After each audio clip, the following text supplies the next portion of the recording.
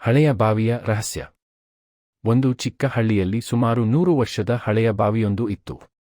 ಆ ಬಾವಿಯನ್ನು ಗ್ರಾಮದ ಹಿರಿಯರು ಬಹಳ ಗೌರವದಿಂದ ನೋಡುತ್ತಿದ್ದರು. ಈ ಬಾವಿಯ ನೀರು ಎಂದಿಗೂ ಒಣಗುವುದಿಲ್ಲ ಎಂದು ಅವರು ಹೇಳುತ್ತಿದ್ದರು. ಆದರೆ ವರ್ಷಗಳು ಕಳೆದಂತೆ ಹೊಸ ಬೋರ್ವೆಲ್ಗಳು ಬಂದ ಕಾರಣ ಜನರು ಆ ಹಳೆಯ ಬಾವಿಯನ್ನು ಮರೆತರು. ಸುತ್ತಮುತ್ತ ಗಿಡಗಂಟಿಗಳು ಬೆಳೆದು ಬಾವಿ ಭಯಾನಕವಾಗಿ ಕಾಣತೊಡಗಿತು. ಒಂದು ದಿನ ರವಿ ಎಂಬ ಯುವಕ ತನ್ನ ಸ್ನೇಹಿತರೊಂದಿಗೆ ಆ ಬಾವಿಯನ್ನು ನೋಡಲು ಹೋದನು. ಗ್ರಾಮದ ಕೆಲವರು ಸಂಜೆಯ ನಂತರ ಅಲ್ಲಿ ಹೋಗಬೇಡಿ ಎಂದು ಎಚ್ಚರಿಸಿದ್ದರು. ಆದರೂ ರವಿ ಧೈರ್ಯದಿಂದ ಬಾವಿಯ ಬಳಿ ಹೋದನು. ಅಲ್ಲಿ ಹಳೆಯ ಕಲ್ಲಿನ ಮೆಟ್ಟಿಲುಗಳು, ಶೈವಲ ಹಿಡಿದ ಗೋಡೆಗಳು ಮತ್ತು ತಂಪಾದ ಗಾಳಿ ಅವನ ಗಮನ ಸೆಳೆದವು. ರವಿ ಟಾರ್ಚ್ ಬೆಳಕಿನಲ್ಲಿ ಒಳಗೆ ನೋಡಿದಾಗ ಬಾವಿಯ ಗೋಡೆಯಲ್ಲಿ ಒಂದು ಹಳೆಯ ಶಾಸನ ಕಾಣಿಸಿತು. ಅದರಲ್ಲಿ ನೀರನ್ನು ಕಾಪಾಡಿ, ಪ್ರಕೃತಿಯನ್ನು ಉಳಿಸಿ ಎಂದು ಕೆತ್ತಲಾಗಿತ್ತು. ಅದನ್ನು ನೋಡಿ ಅವನಿಗೆ ಆಶ್ಚರ್ಯವಾಯಿತು. ಹತ್ತಿರದಲ್ಲೇ ಒಂದು ಸಣ್ಣ ಮಣ್ಣಿನ ಮಡಕೆ ಸಿಕ್ಕಿತು.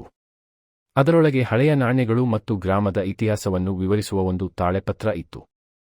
ರವಿ ಆ ವಸ್ತುಗಳನ್ನು ಗ್ರಾಮ ಪಂಚಾಯಿತಿಗೆ ಒಪ್ಪಿಸಿದನು. ನಂತರ ಪುರಾತತ್ವ ಇಲಾಖೆಯವರು ಬಂದು ಪರಿಶೀಲನೆ ನಡೆಸಿದರು. ಆ ಬಾವಿ ಸುಮಾರು 100 ವರ್ಷಗಳ ಹಿಂದಿನ ಐತಿಹಾಸಿಕ ನಿರ್ಮಾಣ ಎಂದು ತಿಳಿದುಬಂತು.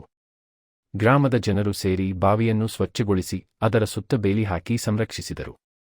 ಕೆಲವೇ ದಿನಗಳಲ್ಲಿ ಆ ಹಳೆಯ ಬಾವಿ ಪ್ರವಾಸಿಗರನ್ನು ಆಕರ್ಷಿಸುವ ಸ್ಥಳವಾಯಿತು. ಶಾಲೆಯ ಮಕ್ಕಳು ಅಲ್ಲಿಗೆ ಭೇಟಿ ನೀಡಿ ನೀರಿನ ಮಹತ್ವ ಮತ್ತು ಪರಂಪರೆಯ ಮೌಲ್ಯವನ್ನು ತಿಳಿದುಕೊಳ್ಳತೊಡಗಿದರು. ನೀತಿ: ನಮ್ಮ ಪೂರ್ವಜರು ನಿರ್ಮಿಸಿದ ಹಳೆಯ ಕಟ್ಟಡಗಳು, ಬಾವಿಗಳು ಮತ್ತು ಪರಂಪರೆ ನಮ್ಮ ಅಮೂಲ್ಯ ಸಂಪತ್ತು.